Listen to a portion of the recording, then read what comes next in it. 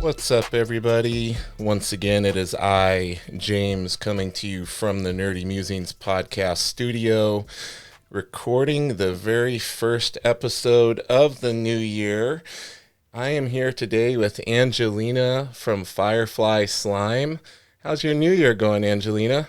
It's going great. Thanks for having me. And most importantly, how's your day going? Just getting my day started. Nice, nice.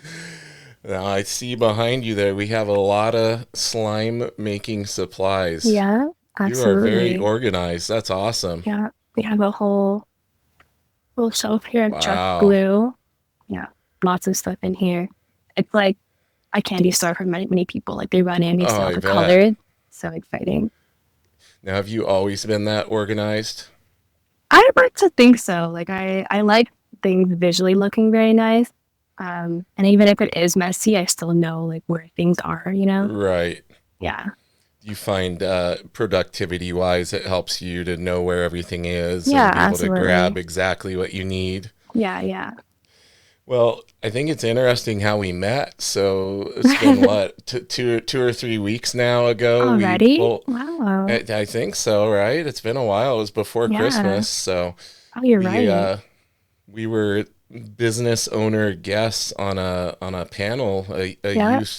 a youth group panel where they were Hmm. working on understanding business, and it was really fun. They came up with their own little businesses that we got to judge and everything, Yeah. but part of it that it was that we spoke and they had all sorts of really cool questions. I was very impressed with their line of Hmm. questioning and everything.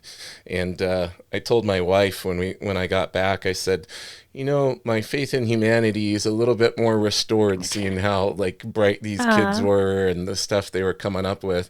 What were some of your takeaways from that experience? just thought it was so cool that there were so many people. I assume they're like voluntarily being there and doing some after school activity where work together on all these cool entrepreneurship projects. Like Yeah. when I was in high school, I didn't know of anything of these sorts, I guess. Like I knew about DECA, I knew about I guess that's like the only business Yeah. related one that was in my high school. Everything else is more focused with like STEM or leadership skills. Uh, but it's really great. Like I really wish that I had more opportunities when I was younger to like meet people that were doing business or meet people that were in different fields. And it really would help me figure out like where I wanted to go, what I wanted to explore. Yeah, for Um, sure. and I didn't really get exposed to many of those things until I think I went to college, is when I started meeting so many people that were interested in entrepreneurship or had clubs that were solely focused on entrepreneurship or meeting speakers that were already in their ventures for 10 years and doing great Yeah. or like had started 10 different businesses. So whenever I get opportunities to be that person for someone else, I always would like to say yes. Yeah, it was so cool. And it was funny because when I told you how long I'd been in business, you're like, oh, that's longer than I've been alive. Yeah. Yeah, I thought it was interesting that like, as different as our businesses are, we had so many commonalities in the Hmm. things and the way we answered the questions that they had. Like, Hmm. so I think just for the benefit of the people listening or watching, we need to give everybody the background on Firefly Slime, Yeah. how it got started, when you got started making slime. And, you know, I have the benefit of knowing the answer to a lot of these questions, but our audience doesn't. So I want to give you an opportunity to let everybody know how this evolved into what it is today. Because, like I said, judging by the supplies in the background, it's gotten pretty big. Yeah, absolutely. So Fireflyslime started when I was 14. It was back in 2017, so that makes me 22 now. I had always just really loved crafty things. Like I taught myself how to crochet during COVID. I always loved painting and sculpting and baking and doing things where you turn a bunch of ingredients or supplies into something new. And I really love Yeah. creativity aspect, and I've always been drawn to those things. So I just discovered slime and I always compare it to baking where there's a bunch of ingredients and you can make it into a bunch of different things and be creative with it. Um, And I just started posting my creations on Instagram just to share like the things that I was making. And I wanted to post photos and videos. Like I would make a slime creation that resembled a little beach. And it would have like Okay. the sand area and like little palm trees. And I just like really loved like swirling colors together and just posting for fun. And then um, people started commenting like, "Where can I buy this? Where do you sell this?" And I was like, "That's so odd. Like, why would you want?" I didn't realize there was like a demand for this. I'm just like, it's Yeah. something I'm just making for fun. So I started a very small, quote unquote, temporary Etsy shop. Yeah. And that's where I just started posting some of the things that I was starting to sell and learning the little ins and outs of what a business like needs. Um, and then a couple years down the line, I transferred to a Shopify account just to get more freedom with the things that I was doing on my website and things like that. Um, and it's been really fun. Like I've had so many great opportunities from the business. I was on Studio 13 on Fox, I think That's a year ago crazy. now.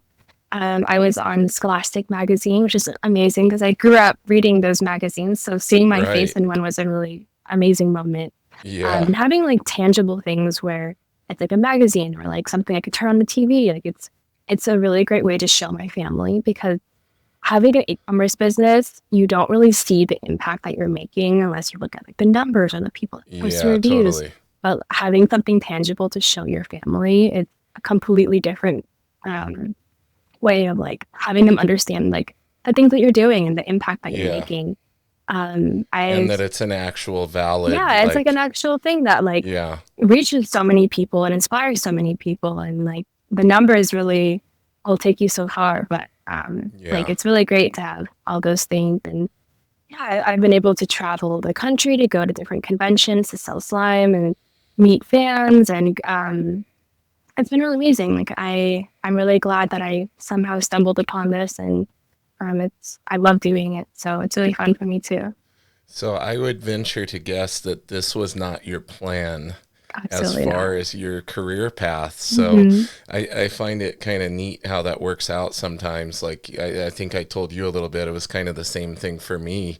Like I had Hmm. never intended to teach jujitsu as my profession. And then, I was like in web design and graphic design and all that Yeah. kind of stuff and thought that I was going to do something with computers and all of this. And it was like the same thing. I started teaching jujitsu a little bit for free to give back to my old karate school that I trained at. And then it was like, people were like, "Oh, how much did it cost? I want to do it too." I wasn't even Yeah, and I'm like, charging. I don't know. Uh, Come up with Yeah, a random number, that you think yeah. is good, and go from there. So yeah. So, what were you planning on doing prior to all of this kicking off? Did you kind of have a little bit of an idea of your career path, like that you were envisioning for yourself before this blew up the way it did? I mean, probably similar to most 14-year-olds out there. I had no idea what I wanted to do. I had very little like inklings here and there, things that I liked, things that I didn't like. There was a lot of pressure from family to pursue like engineering or a medical degree. Right. So I thought I was going to be a pediatrician or a psychiatrist or something that uh, would kind of go more towards medical, but I knew it wasn't my passion. But I Yeah. haven't figured out what that passion was. So I just kind of was like, well, I guess I'll go that direction and see what happens. Um, and this business made me completely pivot. Like I ended up getting a bachelor's degree in business administration. So that completely Nice. did a 180. Yeah. And I joined like all the clubs that were business related. I ended up being the president of our entrepreneurship club, vice president of the marketing club, and senior advisor for women in business. So Oh, very very cool. highly involved on campus and getting all of the clubs that came my way and going to every single event. And yeah, I'm so glad that this happened because if it wasn't for the business, I probably would be in or applying for medical schools right now. Yeah. Yeah. Just because that was kind of a thing to do, like a Mm-hmm. successful career path, right? Like Yeah, we all kind of have this vision for the more ourselves, traditional path. more traditional, Mm-hmm. yeah, in the high income type of job. Is Yeah. like, all right, yeah, that's what I'm gonna do. But it's Mm-hmm. so cool when you can end up doing something you're actually passionate about Mm-hmm. for your livelihood. And when you started all of this, like obviously you didn't know how big it was gonna get. So take me back a little bit to the moment you realized that this was really taking off, and you were probably a little surprised, a little Yep. shocked, and trying to figure it Yeah. out because you were so much, young in the game as far as Mm-hmm. somebody learning how a business works. So, what was that like for you? What was the moment where you were like, "Oh man, this is getting big really quick"? I'm sure you probably had a video go viral or something like that, Yeah. right?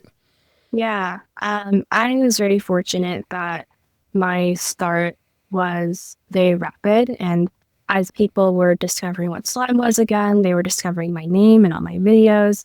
So my social media following really kickstarted this whole journey because the numbers were going up so fast. Like with Right. my follower account at one point, I was gaining like 10,000 followers a day. Oh, that's And it crazy. was just from me posting like goodbye silly videos and not thinking too hard of not overthinking and like planning and strategy and all that. It was just like this is what I like to do, and I think it really resonated with people. Yeah, I think Um, that comes yeah. across when people are Hmm. actually posting things that they genuinely Yeah. love and it because they enjoy it Hmm. versus it being manufactured in order to Definitely. get views and hope that it goes Yeah. viral and everything, right? Yeah. Especially nowadays, you kind of can tell like when there is some type of strategy behind it. Like when you hear someone use that hook in the beginning of the video or like Yeah. certain editing features that they use, like you know it's made to optimize some type of like retention or anything like that. And Yes. like everyone nowadays can spot like an ad from a mile away and like we can sense all these things because of how much we're exposed to it. So when you come across content that feels genuine, it's really rare, sadly, but It it is, really yeah. sticks with people. I think it's really important to focus on content that feels like what's genuine to what you want to create and what you want to do with your platform. Now, as things are blowing up and you're gathering 10,000 followers a day, Yeah. and at that point, was that when it was still relatively small as far as the avenues that you were using to sell your slime, or Um, yeah. did you adapt that based on the demand and kind of evolve and grow things in that regard? Yeah, I think, I mean, I don't completely remember like 8 years ago when I started Yeah. all that. But I do know that it kicked off very rapidly for sure. So I had not that much problem, fortunately, with like selling out with like all the products that I was making. And of course, I made me realize that I needed to wrap up production and buy a mixer, buy things in bulk, and decide that like I need to focus more on making more varieties of things because I just would want to focus on a select number of products, but then make a lot of them. But I Yeah. realized that people really love choice in terms of like variety of different colors and textures and scents, different styles. So I really focused on like expanding the catalog. Um, and it really helped a lot because then there was always something that people wanted, like hearing people's feedback. And also like I love like having friends or family discover the business and they're like looking through the website themselves and hearing real time feedback of like, oh, I like this one, but I want it in this color. Like, oh, do Oh, you like this yeah. certain style? And I'm like, okay, nodding, like noting all those things down. Like, I need to Yes. have more of those things. Um, yeah, it was really great initially. Like, I really learned how to kind of guesstimate like how much I would need to make of something, and of course that would increase as time went on. And I had to figure out like shipping and all those things, and it was really complicated in the beginning. But Yeah. now it's just like I can do it with my eyes closed. Like I've done so much of it. I feel like I go into like Amazon fulfillment warehouse mode where I'm just Yeah. like shipping label, box, tape. package. Like I feel like I'm a robot, but it's You really get great. Like in, I, you get yeah, I'm into like that flow, the in the flow state. flow, but I Yeah. also feel like it's like me time in a way where like I put on a nice podcast or I binge like another movie that I've seen a million times and I have it in the background while I'm Yeah. working. And it really does feel relaxing to me and like something that I really love to do at the end of the day. Where some people may see as very like tedious, but I really love it. Um, and yeah, and like having all those little things where people might not find it as like their favorite part of business, but like turning it into a way where you would enjoy it more. Like for me, putting something on in the background that I enjoy listening Yeah. to, having that be like a relaxing time for me. Yeah, it really does make like all those little aspects something you appreciate more. Little bit of escapism there, right? Like Yeah, you can just yeah. kind of shut your brain off and go into Hmm. work mode and Yeah. enjoy what you're doing. That's really Hmm. cool. Yeah, that's what I do when I draw. I'll put on like a podcast to listen Hmm. to, or I'll like you said, if you put something on that you've seen a bunch of times, you won't be Yeah. distracted to pay attention to it. You can just listen Yeah. to it and enjoy. Hmm. Yeah. So when you're creating slime, there's a lot that goes into this because Absolutely. it's not just the color, it's the texture and Yeah. the things that people can put in it and the Hmm. scent and all of this stuff. So could you take everybody through a little bit of the process of making the slime? And obviously you're making a lot Yes. because you have to fulfill a lot of orders. Hmm. So how does all of this work? Like, do you keep a certain amount on hand of ones that you know are bigger sellers, or is it something that needs to be made? Like, do you try to keep it pretty fresh and like not have it sitting around for a long period of time? Because me personally, I don't know a whole lot about it other than what Yeah. my nieces have shown me and everything. So give me a slime 101 tutorial. Sure. Yeah. So everything's made in-house. So I have a big mixing machine. Like if you ever seen the big industrial mixers that like bakeries use for dough, Yep. I use that but for slime. And Okay. so yeah, everything is made. And then depending on what textures, there's a ton of textures out there. There's ones that are more dough-like, that are more holdable. I recommend them the best for beginners. So they would be like butter slime or cloud cream, and they have clay in them, so it makes it easier to work with. And like Okay. I recommend it for like little kids too. It's easier to like handle.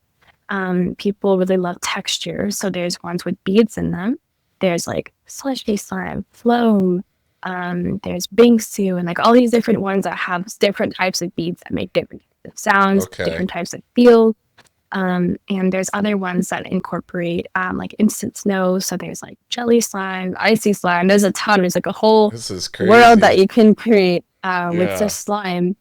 Yes, and then I have a whole wall of fragrances from like bakery scents, from like peanut butter cookies and peanut butter and jam and like different fruits, so like mango, apple, strawberry, everything you could think of. There's different candy scents. So I have like jelly bean, um, like blue Hawaiian, pina colada, and all these things, and it makes it so that there's so many different combinations that you can make.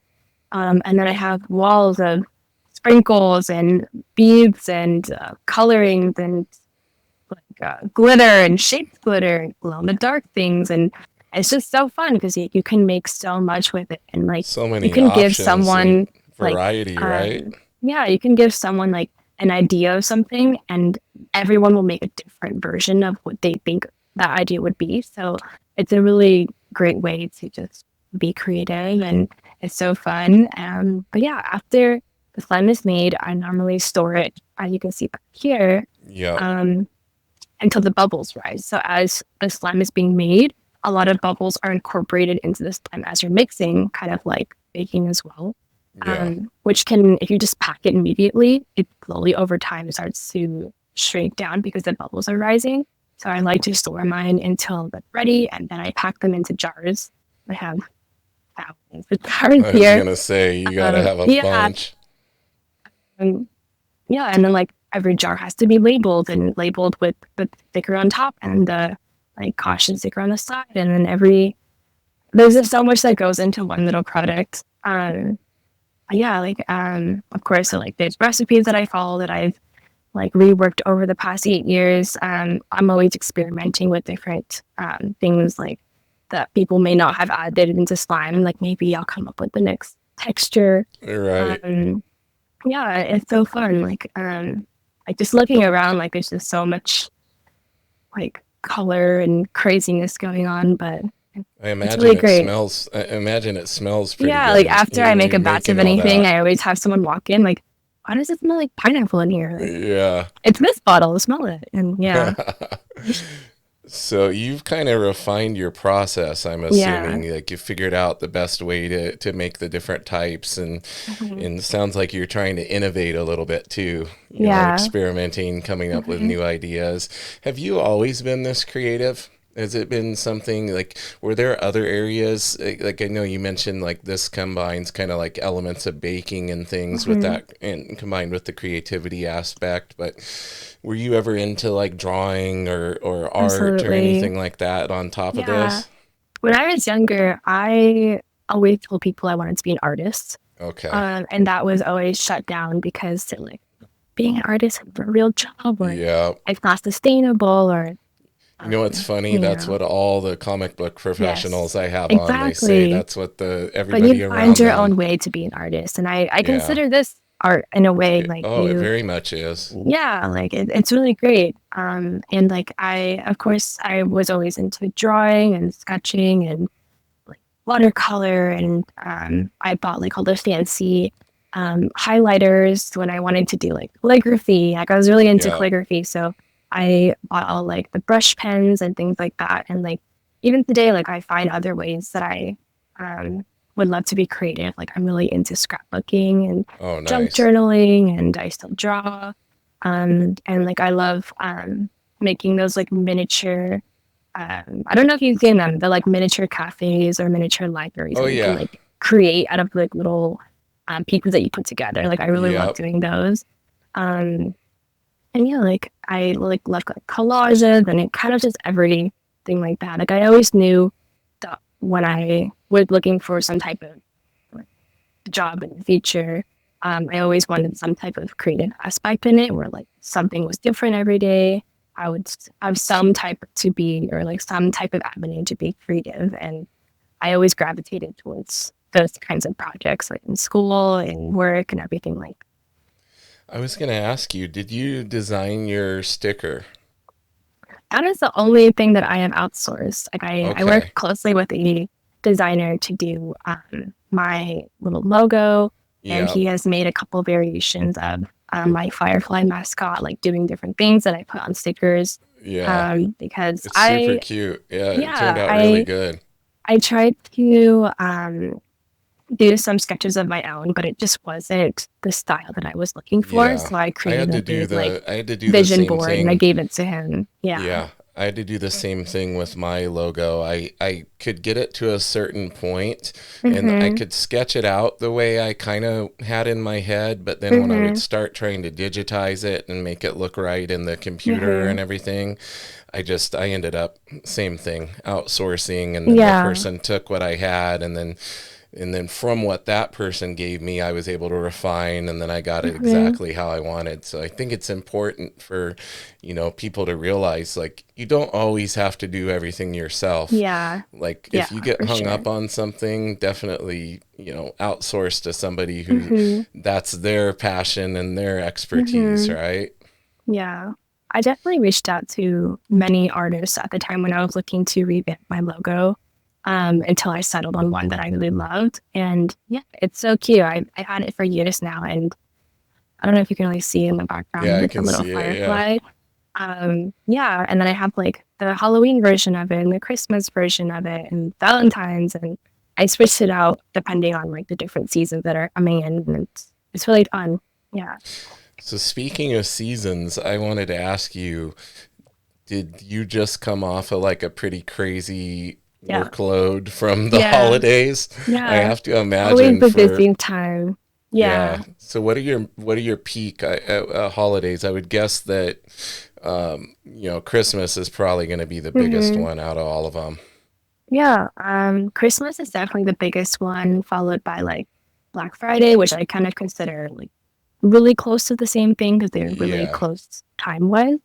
And then like summertime, people really love finding things to do, and they're like more around like their friends and they're out doing something. So I really love releasing like different summer inspired slimes that are more like tropically, more I I add more of like the fruit related plants Okay. when it's summertime. But yeah, like throughout the year, I think it's pretty consistent. It just goes up and down, but like nothing spikes like Black Friday and Christmas for Yeah, sure. I bet. So yeah, I always know like when the months are approaching, it's almost like November. I'm like, okay, this is the time to lock in because it's gonna get crazy. Yeah. Start bracing. You got to brace yourself, right? Do Mhm. you do you roughly have an idea of how many orders you fulfilled like over the holidays? Um, I don't know. It's always changing per year. I haven't Yeah. looked at the numbers for 2024 yet, but yeah, You it's really probably you crazy. probably have a basic idea just of how busy you were. Yeah, Probably pretty think about it. crazy. I think actually I don't remember. I don't remember last year's numbers. But yeah, it's really crazy. Like I end up working like 10 hours a day I many was gonna days. say you're So, probably still hmm. recovering. Yeah. But when you're doing something you love, like that's what people, I think there's no such thing as like, oh, if you do what you love, you'll never work a day in your life. Like, no, Hmm. when you run your own business, there's elements of it that are Yeah. difficult and are work, but it's just we're doing something we love, so it doesn't have as big of an impact, Hmm. because we enjoy ourselves. What are some of the aspects that you find the most challenging? It sounds like I would have guessed the shipping part, but it sounds like you kind of go into a zen flow state when you do that. Yeah. Are there any elements of running the business that stand out as more difficult than the others for you? Uh, I think because my business is so reliant on like being creative, I really need to focus on not burning out because I'm constantly making new things. So then when I get into a state where like I feel the pressure to be like, okay, I need to think of something, and the thing that I'm really producing is, I guess, like my best work because I'm forcing it in a way. Yeah. I never want to feel like I'm forcing creativity or not putting things out there that are things that I'm proud of. So when that happened, like I decided that I wanted to slow down on making new products because I just wanted to come out with the things that I really loved. Um, and when I was in like a spot where I just could not really think of anything, I started going with different themes. So each restock had some type of theme to it. Like I had an aquarium restock, I had a birthday related restock, and that allowed me to think of things that were within that theme, and it really helped push like, okay, what could I come up with that kind of follows this category? And that really helped with that. Yeah, and then I think everything else kind of just falls into place from there. Like I learned how to do my own quarterly taxes, which was so confusing at first. Oh yeah. Shipping, I think I've really gotten like handled. I kind of can figure out what box to pick from looking at the items. Like, okay, it's gonna fit in this thing, or it's gonna cost about this much. Like I've done it so many times. I think it's very consistent. So it's very easy to know what to expect when it comes to a lot of shipping. Um, Having USPS pick up items at your door is super helpful. So if you're Right. ever doing fulfillment and you have a lot of packages, you know how much time it takes to take everything to the post office and Oh fit it in man. the little compartment and you put boxes in and you close it. It just takes forever. So if you are able to schedule pickups, it's very helpful with that. And then going back to what you mentioned, where like you people say like you won't have to work a day in your life. I also would like to say that like um, when I was working internships in college, which I did three of over the past um, 3 4 years of college, um, I had so many moments where I was just like, this is not a good use of my time, or like they were doing projects that I felt were so repetitive, or things that were like they had endless meetings to go through the same project that was not going Yeah, anywhere. I was like, this is, I know that I'm being compensated, but like, this is just not a good use of my time. But with having your own business, you get to decide what is worth your time and learn what to prioritize. And I feel like with my business, I make so much better use of the time that I have. And I know what I need to work on. I know what I need, like projects that are coming up or things that I want to do. So I feel like the time that I actually dedicate towards working, I am being more productive and I'm doing better things with my time. absolutely. Um, so I think like just the sense of like having your time be more, it's just worth it in terms of like, Yeah, yeah, just not wasting time on things that you may not care as much about. Like I know so many people are in jobs where they could care less about what they're working on or who they're working totally. with or anything. So, you only have so much time on this planet. And if you are working towards things that you're proud of or passionate about, I think it's so important to, staying motivated. I agree 100%. And speaking of motivation and kind of going back to talking about inspiration, are there creators that you follow and look up to and kind of, get that little inspirational spark? I mean, I know there's a lot of other, slime creators and things. Are there any of them that you look up to and kind of can get ideas from each other every now and again? Because I assume with slime, like a lot of people are dabbling in the same things, but every now and again you might see something that you didn't think of or that you need Hmm. to implement in what you offer to kind of stay, keep up with the game, so to speak. Yeah. Yeah, I think unlike many people that may have see their role models as people that are a lot bigger, like numbers wise or time that they've been in business or anything, and they looked at them, they're like, I want to be like them someday. I'm kind of the opposite, where my biggest role models are the people that I grew with, or people that are on like the same stage that I am. There are a handful of people that grew their slime business the same time I started, and we kind of all grew together. And I take the most like inspiration and everything from them because they're at the same stage that I am, and I kind of see myself in them when they do different stories of like what a day in their life looks like, or what kind of things Right. that they're working on, or even people that are in different fields or different making different things. Like I know a lot of creators that are making like oven baked clay sculptures or like jewelry or things like that. But they're in very similar stages than I am, and but they're making like content with a different twist. I take a ton of inspiration about what kind of content that they're making and what they're talking about and what kind of things that they're talking about to their audience. And um, yeah, I love taking all different aspects of what I see on social media and kind of making it my own, and um, kind of twisting my personal branding to be like what I really love from creators and what I would love people to see from, my story and the things that I'm putting out there. And yeah, like taking inspiration from everyone around us for sure. I'm guessing you probably have some fans. Do you ever have people Yeah. reach out and ask about, advice on making their own Yeah. slime or anything Mhm. like that? That's got to be pretty cool. All the time. I've had many people email me, message me, like saying that they want to start a business like me, or they've been watching for years, or they did start a business and it's because of they watched my videos. Or I've had many instances where I would do pop ups, and then I've had people come up to me in person and be like, "I've been following you for 5 years," or "I've been following you since you did this thing." And like, that's so crazy because being on social media, you see all these little icons and these people that don't really seem real until, Yeah. in person, you're like, oh, you're actually a real person. Yeah. And it just makes the impact of what you're doing feel so much more real. And it's really amazing.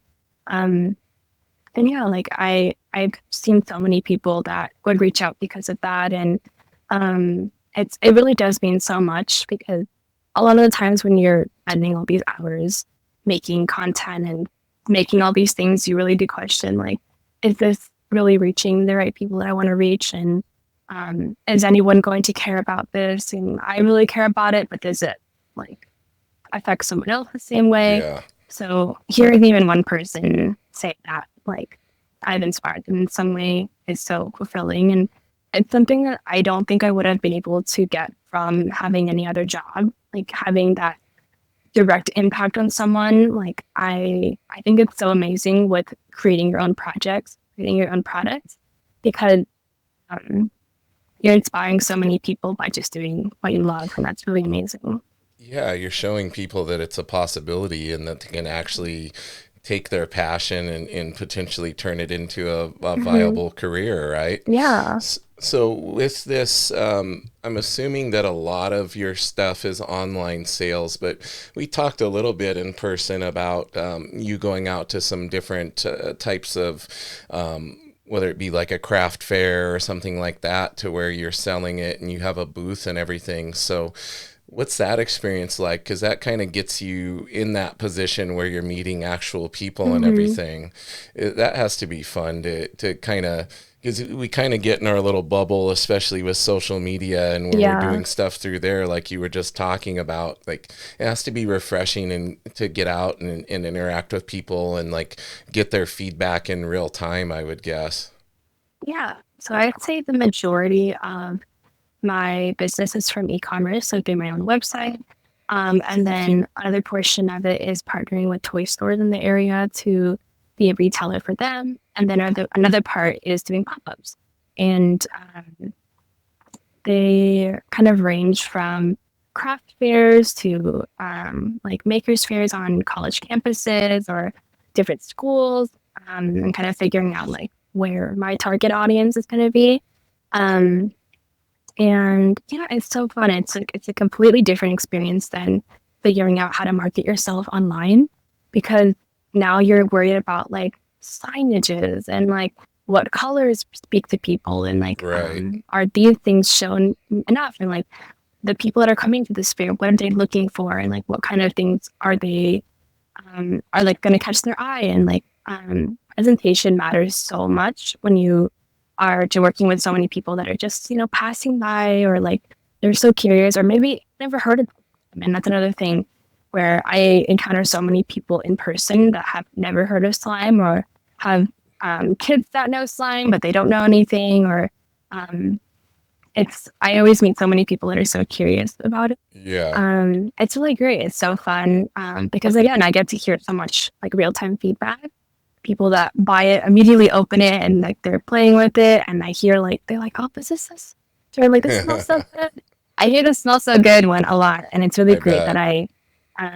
I hear that feedback, because online I don't really hear as much if people like certain scents or don't like certain scents. I know I like them, and I know the people that I asked to test them like them, but it's great to hear that as well. And yeah, the more that I do them, the more I want to do them more, and they're so fun. It's also a really great way to advertise yourself to the local community, because you're not just trying to outreach farther as much as you can, but get yourself more known within your community or people Yeah. around you. It's really great. And I have one coming up this month, and then two Oh, more next cool. month. So that's really fun. Very cool. Yeah, and one of the things I learned from you that I knew that I hadn't implemented yet was you gave me one of your stickers and you or a Yeah. few of your stickers, which my wife loved, by the way. And Yeah. you said stickers are one of the best ways Yes. to advertise. So now Everyone loves a good sticker. we have nerdy Yeah, musings wait, that's so stickers. We awesome. even have a sparkly one that she made. Yeah, She made those on her Cricut machine, so we I've could. always wanted one. That's so It's cool. awesome. Yeah, I won. I basically won Christmas a couple years ago in getting her a Cricut machine and all That's this the stuff best Christmas gift. because she Yeah. utilizes it a ton. And yeah, apparently you can do stickers on there Yeah. too. People So people love stickers. It works so much better than, handing out coupons or handing out flyers, because people are gonna look yeah, at it and be like, okay. But if you have a good sticker that's really cute, and it just has like your name somewhere, it doesn't have to be big, it just has to be on there somewhere. Because you don't want something that's super like flashy that looks just like trying to yeah, advertise my brand. But like especially now with like people love collecting water bottles and filling those things with yeah. stickers, or Everybody puts putting it on there. stickers all Yeah, over their cars, or like just anything. Like Um, Laptop, People iPad are, yeah, case. all over their laptops. I me included. I have stickers everywhere. Yep. But they're more likely to keep the sticker and then put it somewhere where someone else may see it or someone else may ask about it. Um, Ever since I started doing that, I've had so many people that I know would message me and be like, "Hey, my cousin has a sticker of yours on their water bottle. How did they get this?" That's I'm like, "I awesome. don't know, but somehow it ended up there." Yeah. There's just I see it everywhere now, and like I've seen it like randomly in downtown Seattle, like on a wall somewhere. I'm like, Oh, "Oh, that's so strange." that's so cool. Yeah. So now whenever I do pop ups, I bring tons of stickers to give out, and people love stickers. So I do both where I have some on the table with like a free sign, like please take, and then I have um, ones that I keep on hand that I give out, and it's a really great way to draw people in because as people are walking, they're always doing the thing where they're kind of far and they're like looking, is that? But they're gonna Yes. walk away. They're like, hey, do you want? Would you like a sticker? And then they'll have to come up to get it from you, and end up looking at your Absolutely. products closer, and you draw them in that way. And that's always been like my strategy for doing pop-ups, and it works really well because then people are looking at your products a lot closer and they're more likely to touch things or look at things Yep. closer. Um, yeah, stickers. You never Do know. you keep some sample slime out for people to interact with when they come to your booth, or is it So all that one is a very tricky part I was gonna because say because it could get like dirty and stuff yeah, from I multiple never really people knew handling it. what to do about that because slime is very different than like a candle where everyone just wants to smell it. I've kind of experimented with many different ways. I've had lots of pop-ups I've done where no touch, it's just you can't open anything. Right. And then I've tried ones where I'll have designated samples for people just to smell only. And then Yeah. if anyone asks to touch, I'm like, oh, sorry, it's like not very sanitary if I don't That's like the everyone thing, touching the right? same Yeah, thing. the And sanitary part. then I've tried ones where, which is kind of like my strategy now, is um, I have the samples out that are smell only, so people can pick them and smell them as they please. And then if anyone asks to touch it, I have a couple that are like behind the table that you have to ask to touch. And then normally I have an extra person come with me that's like kind of doing a demo. So he's like stretching out slime, flipping Yeah. things, like doing crazy stuff. So people come up and like, what's Nice. and if they want to touch it, they can touch that one. And then it kind of helps with the people that don't really know how to play with slime and they get like they touch it and they're like, oh, it's kind of sticky. Because then if it's someone there that's designated to help them, they can teach them how to handle slime Right, and right. like you play with it like this, and then because they're touching it, you can start talking to them, kind of giving like your sales pitch. So that's what I've been doing, where um, people can come up and smell as they please, but then if they like the touch, we have one where like we can kind of like walk you through it if you don't know how, or if you do know how, like there's someone there to help you. Yeah, I Um, think that's really smart. and it's more controlled that way. Yeah, Yeah. absolutely. Hmm. Well, along those lines of having somebody helping you, is your business growing to the point now to where you're thinking about, hey, I might need a little help in the production and things. Like if this keeps growing the way that it is, I'm gonna have to scale up and maybe have some people helping. Has that ever crossed your mind? Yeah, I get asked about it all the time, like when But I'm it's going hard, to. right? Because I have a Yeah, feeling it's you're like hard. me. I think you Hmm. like to be in control of all aspects of Absolutely. it. Yeah. Yeah, that's a big challenge for me because Most I like things entrepreneurs, done a certain way, and it's very yeah, hard to get someone to figure out like what your vision is and try to communicate that well. Um, and like doing things like renting a warehouse and expanding, those are very scary and very they risky. are. So, um, it's a really great accomplishment to get to, and it's just very scary, but I would love to be at that point one day, and um, I could definitely see that. That's really cool. Yeah. Yeah, yeah, it's so cool that it's grown like relatively quickly. I Hmm. mean, 8 years is nothing.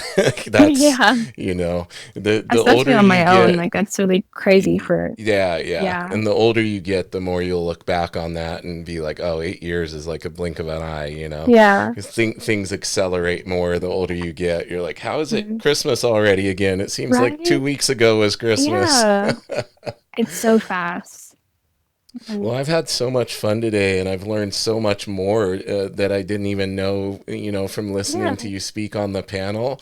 I want to give you the stage now and let you tell everybody where they can find your website, where they can purchase the slime, where you're at on social media. The stage is yours. Give them all the details, Angelina.